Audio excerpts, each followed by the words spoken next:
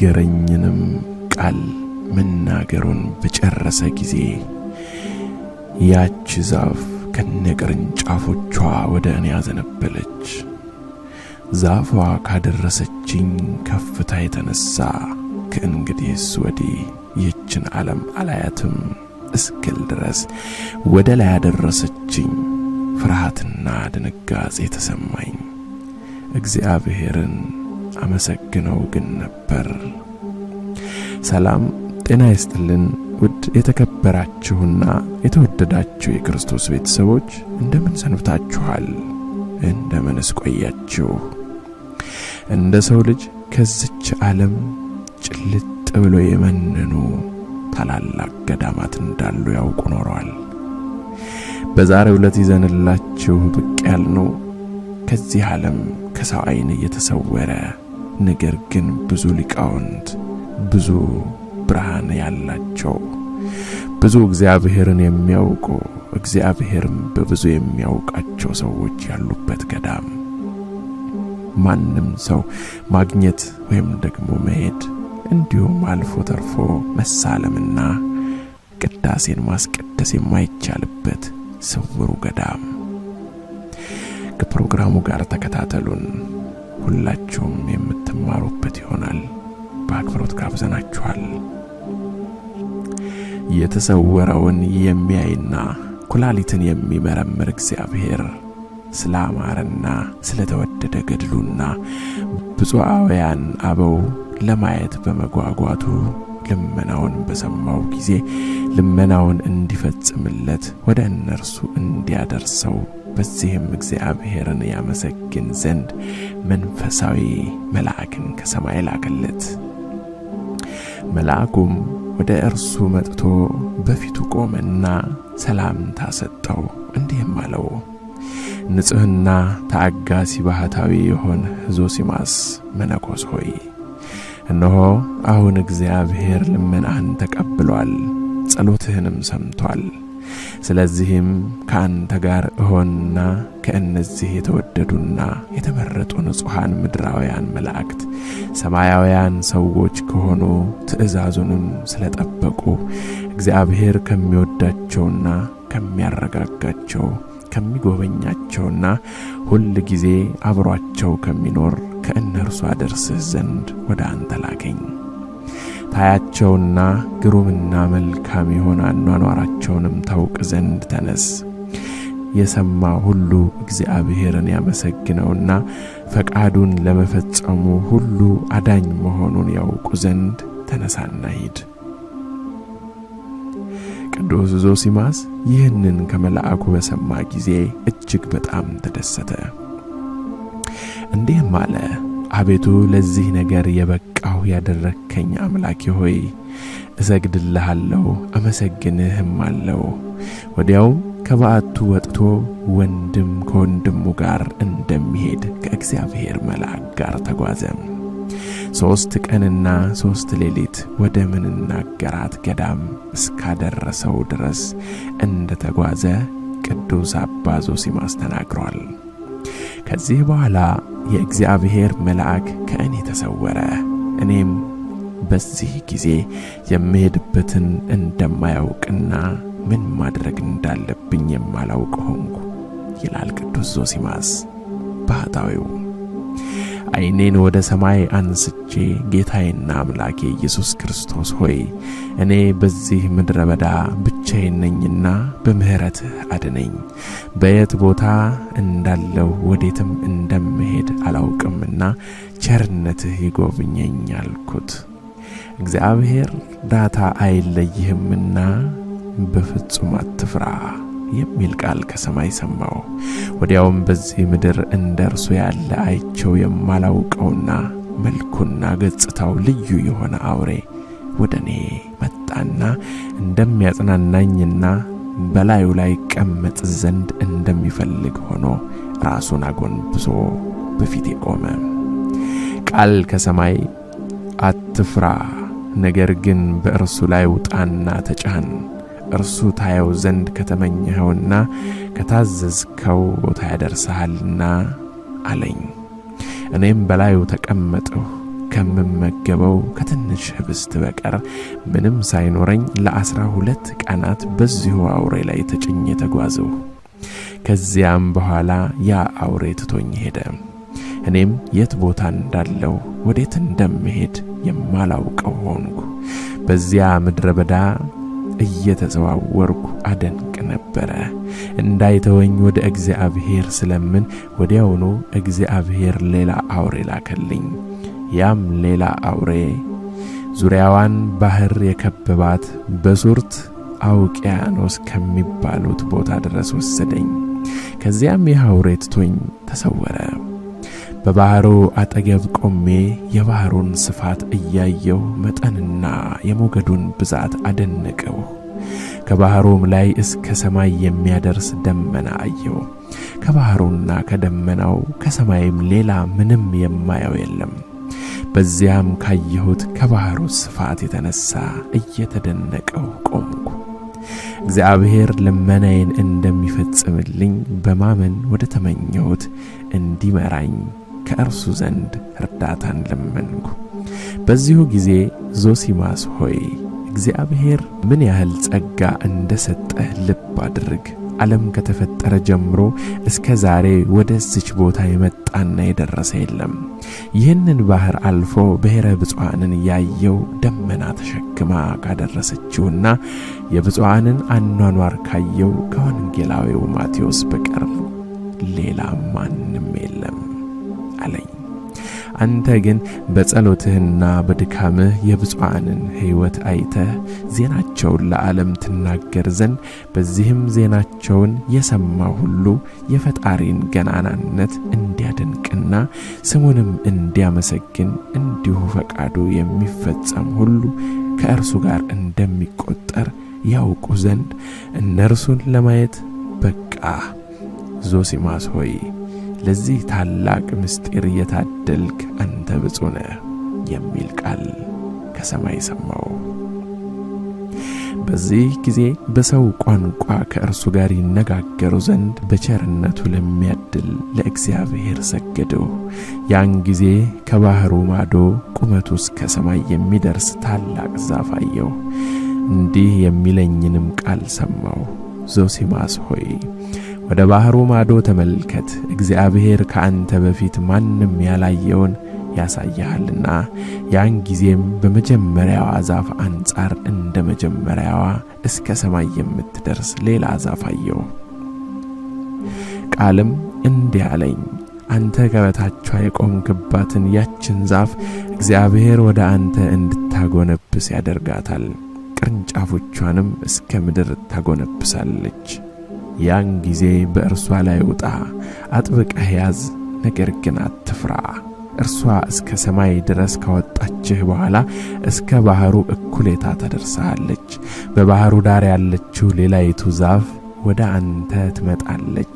ያን ጊዜ መጀመሪያ ያስካትን ዛፍ ለቀህ ሁለተኛይቱን ያዝ፣ እርሷም ባህሩን ታሻግራለችና አትፍራ። የሚናገረኝም ቃል መናገሩን በጨረሰ ጊዜ ያች ዛፍ ከነቅርንጫፎቿ ወደ እኔ አዘነበለች። ዛፏ ካደረሰችኝ ከፍታ የተነሳ ከእንግዲህስ ወዲህ ይህችን ዓለም አላያትም እስክል ድረስ ወደ ላይ አደረሰችኝ። ፍርሃትና ድንጋጼ ተሰማኝ። እግዚአብሔርን አመሰገነው። ከባህሩ ግማሽ ሲደርስ ሁለተኛዋ ዛፍ ወደ እኔ መጣች። መጀመሪያ ከባህሩ ላይ ካነሳችኝ ዛፍ ጋር ተገናኘች። ያን ጊዜ ነገሩ ሁሉ ከእግዚአብሔር እንደሆነ አወቀው። የመጀመሪያዋም ዛፍ ትቼ በሁለተኛዋ ዛፍ ላይ ወጣው። የመጀመሪያዋም ዛፍ ወደ እኔ ተመለሰች። ሁለተኛ ዛፍ ወደ ማዶ የብስ ላይ እስካደረሰችኝ ድረስ አልተወችኝም ነበር። አሻገረችኝና በእግዚአብሔር ቸርነት በሰላምና በደህና ራሷን አዘን ብላ በምድር ላይ አወረደችኝ። ካህሊነቱንም አመሰገነው። ውድ የተከበራችሁና የተወደዳችሁ የክርስቶስ ቤተሰቦች፣ እንግዲህ ቅዱስ ዞሲማስ በእንዲህ አይነት መንገድ ወደዚች ቅድስቲቱ ምድር ከሰው ልጆች ከዓለም የተሰወረችውን ገዳም በእነዚህ ዛፎችና በሁለቱ አውሬዎች አማካኝነት ከበራፏ ከደጃፏ ደርሷል። እንግዲህ ምን ያይ ይሆን? እነማንንስ ያገኛል? በውስጧስ የሚኖሩት እነማን ይሆኑ? አንድ ላይ እንመልከት። በዚያን ጊዜ ተነስቼ እግዚአብሔርን ፈጽሜ ያመሰገነው መልካም የሆነ ቸርነቱን ይፈጽምልኝና በቸርነቱ ያስበኝ ዘንድ ካሰብኩትም ያደርሰኝና ብፁዓን አበውን አይ ዘንድ ጸለይኩ። በምድሪቱ ላይ ተመላለስሁ። ደስ የምትልና በዓለም ሁሉ የሚመስላት የሌለ የገነት አምሳል የሆነች ምድርን አየሁ። ነፍሴም ደስ ተሰኘች። ይህች ምድርም ፈቃዱን የሚፈጽመው የብፁዓን እንደሆነች በተጓዝኩ ቁጥርም የበለጠ አስደሳች መሬትን አገኘሁ። መዓዛዋም በምድር ካለ ሽቱና መልካም መዓዛ ሁሉ የተወደደ ነው። በዚች መሬትም በገነት ካልሆነ በስተቀር እንደ እርሱ ያለ የሌለ ልዩ የሆነ ውሃን አገኘሁ። እጽዋቶቿም ታላላቅና ከመልካም ፍሬዎች ሁሉ በየአይነቱ የያዙ ናቸው። አትክልቶቿና እጽዋቶቿም በዓለም ሁሉ የሚመስላቸው የሌለ ልዩ ናቸው። ነፍሴን ፈጽሞ በጣም ደስ አላት። ወደዚች ምድር ያደረሰኝን እግዚአብሔርን አመሰገንኩ። ለማየት ላበቃኝ ለእርሱ ሰገድሁ።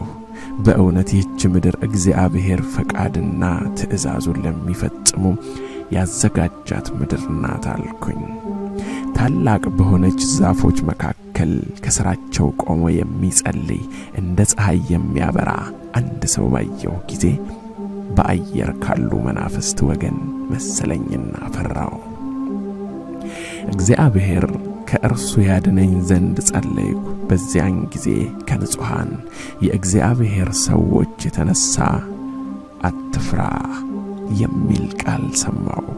እኔም ወደዚያ ሰው ሄጄ እጅ በመንሳት ሰገድኩለት። ያም ከብፁዓን ወገን እነሆ የሆነው ሰው ባየኝ ጊዜ ሰላም አለኝ። በመገረምና በመደነቅ እንዴት ወደዚች ንጽሕት ምድር ልትመጣ ቻልክ? ይህ ነገር በጣም ይገርመኛልና ማንስ አመጣ? ከጥንት ጀምሮ ከእኛና ከጌታችን በኢየሱስ ክርስቶስ ፈቃድ ደመና ተሸክማ ካመጣችው ከሐዋርያው ማቴዎስ በቀር ነቢይም ሐዋርያም ወደዚህ የመጣ የለምና እስኪ ንገረኝ፣ አንተ ማን ነህ? ግብርህ አስገራሚ ነውና እያለ ጠየቀኝ። ወደ እኔም እየተመለከተ ይገረምና ይደነቅ ነበር። እንግዲህ እንዲህ እያለ ወደ እኔ የሚመለከትና የሚያደንቅ ሆነ። እኔም ከጌታዬ ከኢየሱስ ክርስቶስ በብዙ ጾምና ጸሎት የእናንተን ፊታችሁን አይና አኗኗራችሁንም አውቅ ዘንድ 40 ዓመት ሙሉ በገዳም ስለምነው ኖርኩ። ልመናዬም አሁን እንደተመኘሁት ተሰጠኝ። የልቤን መሻት ለሰጠኝ ለእግዚአብሔር ምስጋና ይሆናል። ያ አረጋዊም ፈጣሪ ጸሎትን ሰምቶሃል፣ የልብህንም መሻት ሰጥቶሃልና እኛንም ያንተን ፊት ያሳየን አምላካችንን ልናመሰግነው ይገባናል። እኔ ልታያቸው ከተመኘኋቸው አንዱ ነኝ። ወደ ብፁዓን አሃው እንሂድ ዘንድ ከእኔ ጋርና ብሎ ቀላቀለኝ። ሳየውም ልብስ የሌለው ራቁቱን ነበር። እኔም ጌታዬ ሆይ ራቁትህን ሆነህ አይሃለሁ አልኩት። እርሱም ወንድሜ ሆይ ራቁትስ የሆንኩ እኔ ሳልሆን አንተ ነህ። እኔ በርግጥ የሚያረጅና የሚያልቅ ልብስ አልለበስኩም፣ ነገር ግን ጸጋ እግዚአብሔርንና የእርሱን ክብር ለብሻለሁ። አንተ ግን የሚያልቅ ልብስ ለብሰሃል። ነገር ግን የእግዚአብሔር ጸጋ ከሌለ ራቁትህን ኀፍረትህንም ለሁሉ ይገለጣል። እኛ ግን ጸጋ እግዚአብሔር ዙሪያችንን የከበበን ስለሆነ ኀፍረታችን አይታይም። ይህም አባታችን አዳም ፈጣሪውን ሳይከዳ በገነት ሳለ ተሰጥቶት የነበረው ጸጋ ነው። ዛሬም እኛ የምንለብሰውና ዙሪያችንን የሚከበን ያ ጸጋ ነው። ዳግመኛም የምትፈራኝ ለምንድነው? ከእንግዲህ ወዲህ ፍርሃትን ከአንተ አስወግድ፣ እኔንም በግልጽ እየኝ አለኝ። ስመለከተውም እንደ ፀሐይ ያበራል፣ ሀፍረቱም አይታይም። ከብርሃኑ ብዛት የተነሳ ደንግጬ መሬት ላይ ወደቅሁ። እርሱም እጄን ይዞ አይዞህ፣ እኔም እንዳንተ ሰው ነኝ፣ ተነስና አሃውን እናያቸው ዘንድ እንሂድ አለኝ። ተነስቼም ከእነርሱ ዘንድ እስክንደርስ ድረስ ከእርሱ ጋር ሄደው ብፁዓውያን አሃው ባዩኝ ጊዜ በጣም ተገረሙ። እርስ በርሳቸውም ይህ ነገር እጅግ በጣም የሚደንቅ ነው፣ ይህ ሰው ወደ እኛ ይመጣ ዘንድ እንዴት ቻለ እየተባባሉ ነው። እኔም መንፈስ መሰልኳቸው። ሁሉም ለጸሎት ተነስተው ምንነቴን ይገልጽላቸው ዘንድ ወደ ጌታችን ወደ መድኃኒታችን ወደ ኢየሱስ ክርስቶስ ጸለዩ። ከሰማይ እንዲህ የሚል ቃል መጣ፣ እንደ እናንተ ሰው ነውና አትፍሩት። እናንተን ያሳየውና ምስጢራችሁን ይገለጥለት ዘንድ በጾምና በጸሎት 40 ዓመት ወደ እግዚአብሔር ስለለመነ ተቀበሉት። በዚህ ጊዜ ሁሉም ተነስተው በመንፈሳዊ ሰላምታ እጅ ነሱኝ። እየተነጋገርንም ተቀመጥን። እንዴት ወደ እኛ እንደመጣህ ንገረን አሉኝ። እኔም ከመጀመሪያ ጀምሮ ሁሉንም እነግራቸው ዘንድ ጀመሩ። እነርሱም በሰሙኝ መጠን አድናቆታቸውና መገረማቸው እየጨመረ ሄደ። ሁሉን የሚችል እግዚአብሔርን አመሰገኑ። የእኔም ነገር በምድራቸው ሁሉ እየተሰማ ሄደ። ወደ እኔም ቁጥራቸው ብዙ የሆኑ አረጋውያንና ወጣቶች ተሰበሰቡ። ወደ እኔም እያዩ የእግዚአብሔር ሥራ ድንቅ ነው፣ ከአድካሚው ዓለም የሆነ ይህ ሰው እንዴት ወደ እኛ ይመጣ ዘንድ ቻለ እያሉ ይደነቁ ነበር። 3 ቀንና ሌሊት ወደ እኔ ከሚመጡት ሰዎች ብዛት የተነሳ ምንም ሳልተኛና ሳላርፍ ቆየሁኝ። በባህርና በምድረ በዳ ተጓዝኩ። ጉዞ የተነሳ በደከመኝ ጊዜ መጀመሪያ ያገኘሁትን ያን ሰው ወንድሜ ሆይ እባክህ እረፍት ከማጣቴ የተነሳ በጣም ስለደከመኝ ወደ እኔ መጥተው በፈለጉኝ ጊዜ እርሱ የምድሪቱን ውበት ሊያይ ወጥቷል በላቸው። እኔም ትንሽ አርፍ ዘንድ ተወኝ አልኩት። ያም ብፁዓዊ ይህንን ነገር በሰማ ጊዜ ፈጽሞ ተቆጣ። እየጮኸም ብፁዓን ወንድሞቼ ሆይ ከአድካሚው ዓለም የመጣው ይህ ሰው ክፉ እንክርዳድ ከእርሱ ጋር አለ።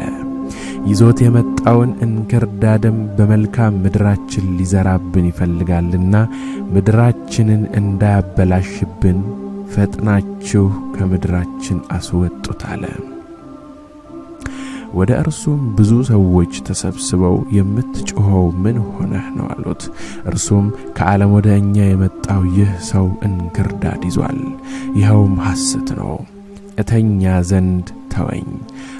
መጥተው በፈለጉኝ ጊዜ የምድሪቱን ውበት ሊያይ ደስ ይለው ዘንድ ወጥቷል በላቸው አለኝ። ሐሰትን በምድራችን ይዘራ ዘንድ ይወዳልና ሀገራችንን እንዳያበላሽ ፈጥናችሁ አስወጡት አላቸው። ወዲያውኑ ብዙ ሕዝብ ተሰበሰበ። እነርሱም ከዓለም የመጣ አንተ ሰው ለምን በአገራችን ክፉ ዘርን ትዘራለህ? ሐሰትን ለሚናገር ሰው ነቢዩ እግዚአብሔር የሽንገላን ከንፈሮች ያጠፋቸዋል ያለውን አልሰማህምን? ቶሎ ብለህ ከአገራችን ውጣ።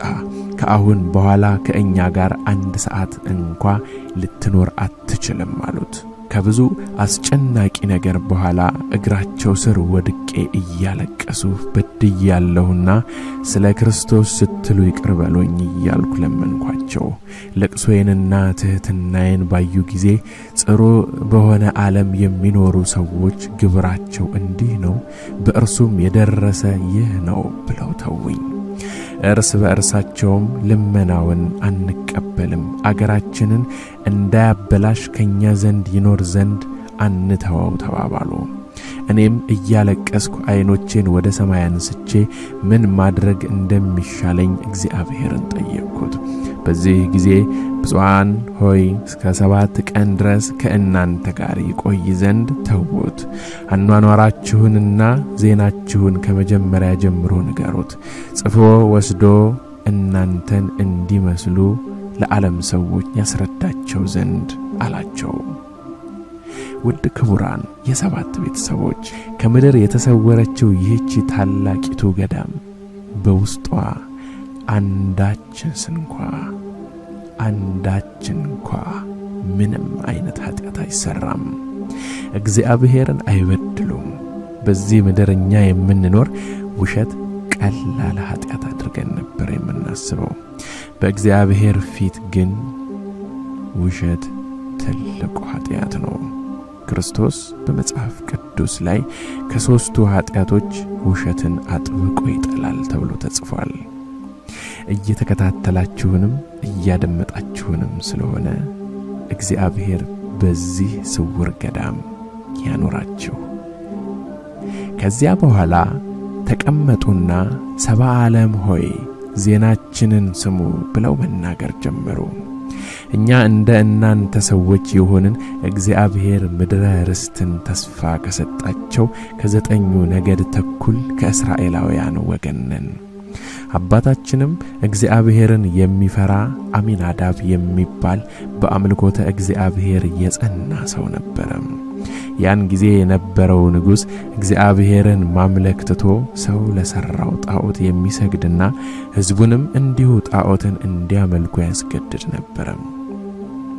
እግዚአብሔርም ነቢዩ ኤርምያስን ልኮ ሕዝቡን አምልኮ ጣዖት እንዲተውና ወደ እግዚአብሔር እንዲመለሱ ቢመክራቸውም አልተመለሱም። ነቢዩ ኤርምያስም ስለ ኢየሩሳሌምና ስለ ሕዝበ እስራኤል አብዝቶ ያለቅስ ነበር። እርሱም ወደ እግዚአብሔር ባትመለሱ መከራ ይገርፋችኋል፣ የሚማርካችሁንና አገራችሁን የሚያጠፋ ይልክባችኋል ይላቸው ነበር። አባታችን አሚናዳብ የነቢዩን ቃል በሰማ ጊዜ መሪር ለቅሶን አለቀሰ። ሕዝቡም በእውነት እንደሚማረኩ ተረዳ።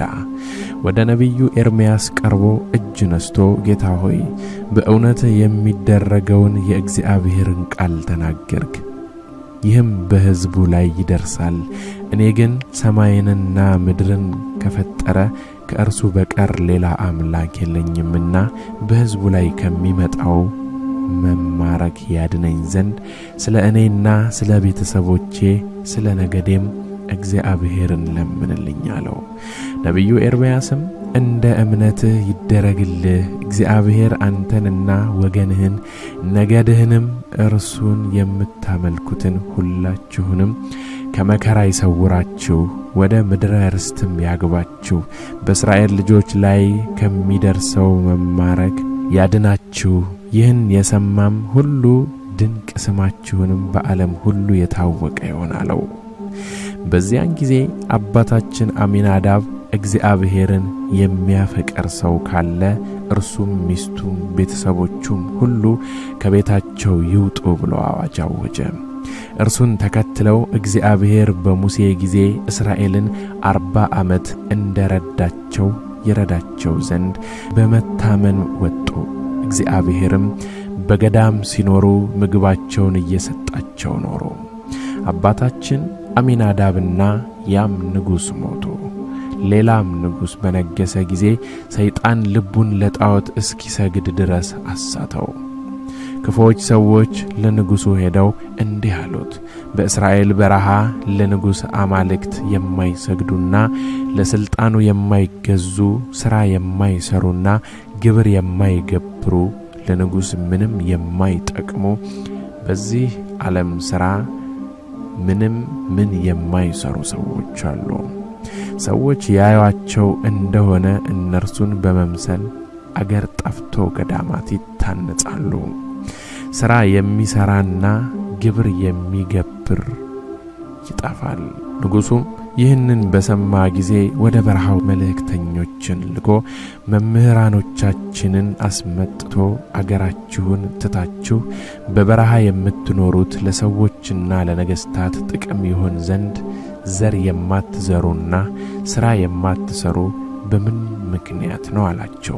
እነርሱም ኤርምያስ ነቢይ ሳለ ሕዝበ እስራኤልን በእናንተ ላይ እንዳይቆጣና የሚማርካችሁንና ወደ ባዕድ ሀገር የሚወስዳችሁን በጽኑ አገዛዝ የሚያስጨንቃችሁን እንዳያመጣባችሁ ወደ አምላካችሁ ወደ እግዚአብሔር ተመለሱ እያለ ቢመክራቸውም አልሰሙትም። አባታችን አሚናዳብ ግን እግዚአብሔርን የሚፈራ ስለነበረ የነቢዩን ኤርምያስን ነገር በሰማ ጊዜ ሕዝቡ በእውነት እንደሚማረኩ አውቆ ነቢዩን ባርከኝ ብሎ ከባረከው በኋላ ቤተሰቦቹን ሁሉ ይዞ ወደ በረሃ ሄዶ ኖረ። እስከ ዛሬ ድረስ በበረሃው የሚበቅለውን ሳርና ቅጠላቅጠል እየተመገብን በጾምና በጸሎት በገዳም መኖር ተስማምቶናል አሉት። ንጉሡም ለግብርና ለሥራ ተጠቅሙ ዘንድ ወደ ዓለም ተመልሳችሁ ዘር እየዘራችሁና እያመረታችሁ እንደ ማንኛውም ሕዝብ ሆናችሁ ኑሩ፣ ለአማልክቶቼም ስገዱ ሲላቸው እኛ አባታችን አሚናዳብ እንዳስተማረን ከአብርሃም ከይስሐቅና ከያዕቆብ አምላክ በቀር ሌላ አምላክ የለንም አሉት። ንጉሡም ከአባቶቻችን ይህንን በሰማ ጊዜ እጅግ በጣም ተቆጣ። ለአማልክቱ እስኪሰግዱ ድረስ እንዲገርፏቸውና እንዲያሰቃዩአቸው እንዲያስርቧቸው አዘዘ። በረሃብና በጾም በብዙ ጭንቅ እያሰቃዩአቸው በእስር ቤት 4 ቀንና ሌሊት ቆዩ። በእስር ቤት ሆነው የእግዚአብሔርን እርዳታ እየለመኑ እኛም በገዳም ወደ እግዚአብሔር እየጸለይን ነበር። እግዚአብሔር ጸሎታችንን ሰምቶ ቅዱሳን መላእክቱን ልኮ አባታችንን ከእስር ቤት አውጥቶ በደመና ጭኖ ከእኛ አደረሳቸው። ከዚያም ሁላችንንም ታናናሾችንም ታላላቆችንም ሴቶችንም ወንዶችንም ከእነርሱ ጋር በደመና ጭነው ከዚህች ምድር አደረሱን። እግዚአብሔርም ማንም ወደ እኛ መምጣት እንዳይችል የሚጋርደን ከባህሩ ላይ እስከ ሰማይ የሚደርስ ደመናን አደረገ። በእኛ ዘንድ ቀንና ሌሊት እኩል ነው። ውርጭና ብርድ፣ ክረምትና በጋ የለም። ሁሉም እኩል ነው። ድካምና መውጣት መውረድ፣ መዝራትና ማጨድ፣ ብርና ወርቅ መሸጥና መለወጥ፣ ከሰብአ ዓለም ግብር በእኛ ዘንድ ምንም የለም። ደሃና ሀብታም የለም፣ ሁላችንም እኩል ነን። አንበሶችና አውሬዎች ከእኛ ጋር ይኖራሉ፣ ነገር ግን ምንም አይነኩንም። ሥጋ አንበላም፣ ወይንና ጠጅም አንጠጣም። አድካሚ በሆነው ዓለም ከሚደረገው ምን አናደርግም። ሁል ጊዜ እስከ 9 ሰዓት እንጾማለን። በ9 ሰዓት በዛፎች ላይ ካለው ፍሬ የሚበቃን ያህል ይወርድልናል።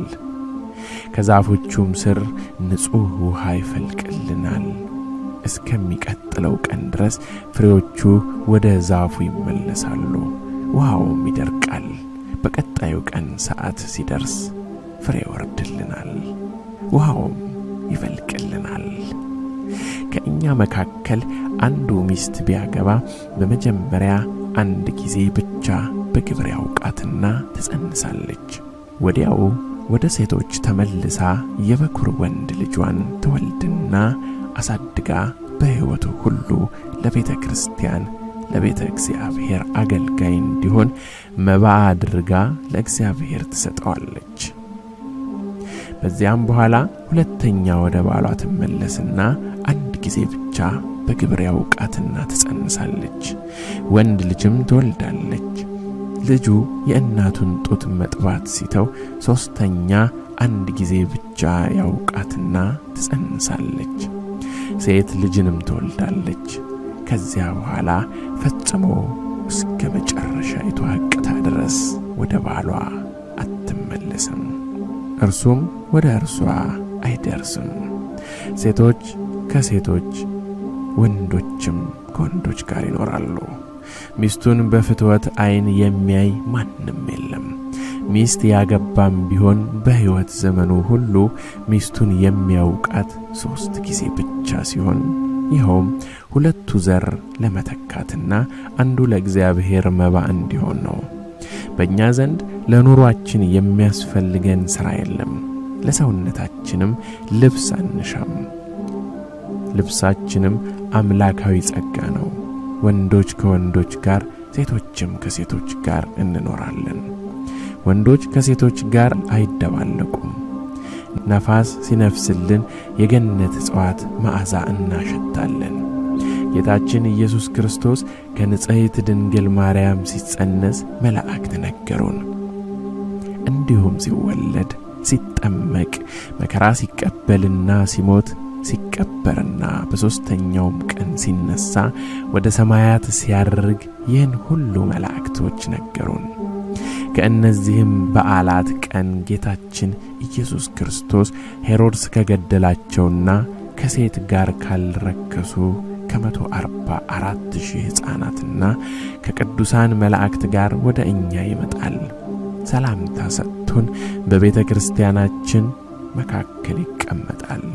መላእክትም ዘላለማዊ የሆነውን ንጉሥ አመስግኑት፣ ለዘላለምም ተገዙለት እያለ እያመሰገኑት ይቆማሉ።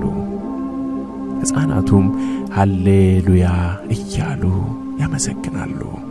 ወንጌላዊ ቅዱስ ማቴዎስ በብርሃን ደመና ተጭኖ መጥቶ ስለ ጌታችን ስለ ኢየሱስ ክርስቶስ ባስተማረን ጊዜ ይህንን ከዚህ በፊት እናውቀዋለን። በበዓላት ቀን ሁል ጊዜ እየመጣ ከእኛ ጋር ይሆናል፣ በእጆቹም ያቆርበናል አልነው። እርሱም ክብር ምስጋና ይግባውና ጌታችን ኢየሱስ ክርስቶስ መጥቶ እስኪያየው ድረስ ቆየ። አየውም። ታናሽ ከታላቅ በፊት አይሞትም፣ ታላቁ ቀድሞ ይሞታል እንጂ። ከእኛ አንዱ ጥሪው ሞቱ በደረሰ ጊዜ እግዚአብሔር መልአኩን ወደ እርሱ ይልካል። ወንድሜ ሆይ እግዚአብሔር ወደ እርሱ ትመጣ ዘንድ ከመላእክቱም ጋር ደስ ይልህ ዘንድ ላከኝ ይለዋል። ያም ወንድም በጣም ደስ ይለዋል፣ እኛንም ሰብስቦ ወደ እግዚአብሔር ልሄድ ነውና ደስ ይበላችሁ ይለናል።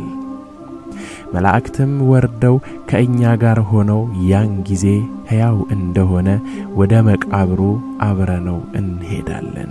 ከመላእክት ጋር እግዚአብሔርን ስለ እርሱ እናመሰግናለን። በመንፈሳዊ ሰላምታ እጅ ነስተን እንሰናበተዋለን። ነፍሱ ያለ ድካም ትወጣለች። መላእክትም የጻድቃን ሞት በእግዚአብሔር ዘንድ ክቡር ነው እያሉ ሥጋው እስኪቀበር ድረስ ያመሰግናሉ። ከዚያም በምስጋና ነፍሱን እኛ እያየናት ወደ ሰማይ ያሳርጓታል። መላእክት ሁል ጊዜ ሲያመሰግኑ እንሰማቸዋለን። ከእነርሱ ጋርም አብረን እግዚአብሔርን እናመሰግናለን። ታላቁ የጌታችን ጾም ሲደርስ የዛፍ ፍሬዎች ወደ ላይ ይወጣሉ። ጾም እንደደረሰ በዚህ እናውቃለን። እስከ ምሽት እንጾማለን። በራት ጊዜም የሚበቃንን ያህል መና ከሰማይ ይወርድልናል፣ ውሃም ከምድር ይፈልቅልናል። ከዚያም እስከ ማግስት ይደርቃል። የዓለም ሰዎች ንጹሐንና ጻድቃን ሲሆኑ እናውቃቸዋለን፣ በእነርሱም ደስ ይለናል። እስከ መጨረሻውም ያጸናቸው ዘንድ ስለ እነርሱ እግዚአብሔርን እንለምነዋለን። ኃጥአን በሆኑት ደግሞ ስለ እነርሱ እናለቅሳለን። ዞሲማስ ሆይ ግብራችን ይህ ነው፣ ጻፋትና ያዛት፣ ለሰብአ ዓለምም ንገራቸው። ወደ እግዚአብሔር ይመለሱ ዘንድ ለምናቸው። ወደ እርሱ ለሚመለሱ መሐሪ ነውና ያየኸውንም ሁሉ ንገራቸው። ለእኛ የሚያደርገውን ቸርነትና ገናናነቱን ያውቁ ዘንድ አሉኝ። እኔም ይህንን ብፁዓን በሰማው ጊዜ እግዚአብሔርን ፈጽሞ አመሰገነው። እነርሱ የሰብአ ዓለም አኗኗራቸው እንደ ጥንቱ ነውን? ዛሬም መቀማትና መስጠት፣ መሸጥና መለወጥ፣ አመፃና ክፋት አለን አሉኝ።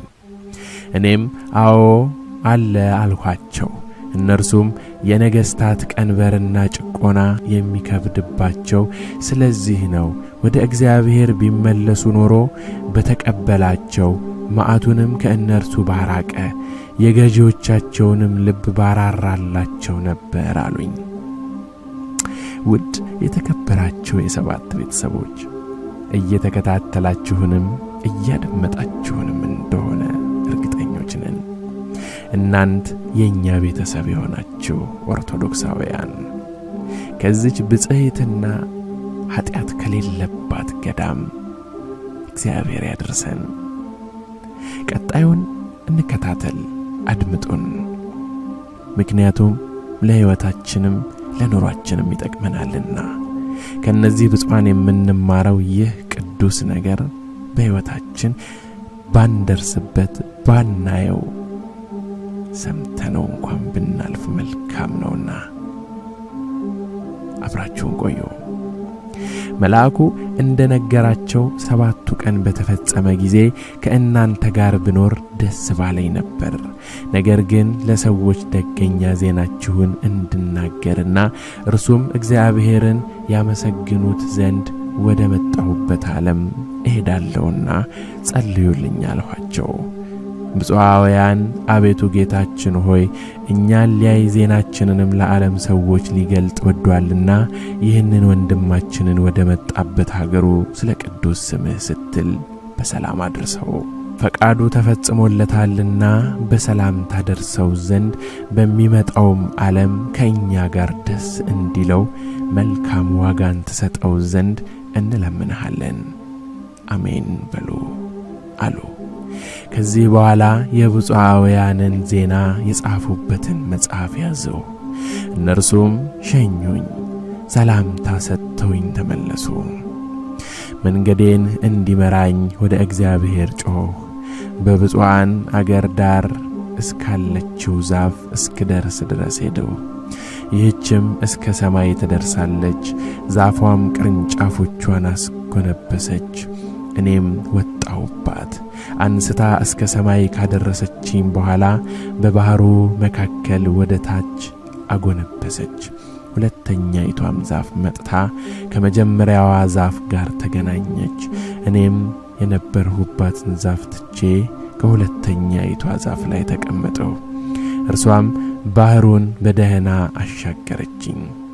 ስላደረገችልኝ ሁሉ እግዚአብሔርን ፈጽሜ ያመሰገነው ቆሜ ሳለ ያ በፊት የወሰደኝ አውሬ ወደ እኔ መጥቶ ተሸክሞ ወሰደኝ። ብፁዓውያን ጸሎት ያለ ድካም በጥቂት ቀናት ከባዕቴ ደረስኩኝ። በዚያች ተነስቼ ምስጉንና ገናና ወደ ሆነ እግዚአብሔር ጸሎት አደረሰው። የብፁዓውያንን ዜና የጻፉበትን መጽሐፍም ከእኔ ጋር ነበር። ቆሜ እየጸለይኩ ሳለም ሰይጣን እየጮኸ ወደ እኔ መጣ። ዞሲማስ ሆይ ከአንተ የተነሳ ወዮልኝ! የብፁዓውያንን ከእጄ ማምለጥና መዳን አይበቃኝምን? አንተ ወደ እነርሱ እስክትሄድና እስክታያቸው ድረስ ፈጽመ ይህም ብቻ ሳይሆን ሰዎች አንብበው እነርሱን ይመስሉ ዘንድ ዜናቸውን ጽፈህ አመጣህብኝ። አሁንም የማደርግህን እኔ አውቃለሁ። ሕይወትህን አጠፋ ዘንድ በአንተ ላይ መከራንና ፈተናን አመጣብሃለሁ። የብፁዓውያንን ዜና የያዘውን ይህን መጽሐፍም እወስድብሃለሁ ብሎኝ ተሰወረ። እኔም በባዕቴ ውስጥ ተነስቼ ወደ እግዚአብሔር ጸለይኩ። ስላደረገልኝም ሁሉ በፊቱ ሰገድሁ። የእግዚአብሔር መልአክ ተገለጠልኝና ሀገረ ብፁዓንን ያየህና ስለ እነርሱ ምስክር ለመሆን የተመረጥክ ዞሲማስ ሆይ አንተ ብፁዕ ነህ። ሰላም ላንተ ይሁን። ሰይጣን እንደ ኢዮብ ይፈትንህ ዘንድ ከእግዚአብሔር ለምኗልና አትፍራ፣ እግዚአብሔር ድል መንሳትን ይሰጥሃልና ጽና አለኝ። ውድ የተከበራችሁና የተወደዳችሁ የክርስቶስ ቤተሰቦች ከዚህ በኋላ ያለውን መከታተልና ማድመጥ የምትፈልጉ ከሆነ ሁላችሁም በኮሜንት ላይ ቀጣዩን ክፍል ይዘህልና ብላችሁ ኮሜንት ማድረግ ትችላላችሁ። ገብቶ እስኪወጣ ድረስ ያለው ታሪክ እዚህ ላይ ያበቃል። ከዚህ በኋላ የሆነውን ደግሞ መስማት የምትፈልጉ ከሆነ እንደናንተ ፍላጎት ለናንተ ሐሳብ ዝግጆች ነንና በኮሜንት ላይ ሐሳቦቻችሁን አቅርቡ። ይህችን ቦታ እንድንወርስ በአይነ ስጋችንም እንድንመለከታት ቅዱስ እግዚአብሔር ይርዳን። ከመጣብን መቅሰፍት ይሰውረን። ሀገራችን ቅድስት ኢትዮጵያን እንደ ብፁዓናውያን ዳሯን እሳት መሐሏን ገነት አድርጎ ከዓለም ይሰውርልን። ወስብሐት ለእግዚአብሔር። አበቃን። በሌላ ፕሮግራም እስከምንገናኝ ይቆየን።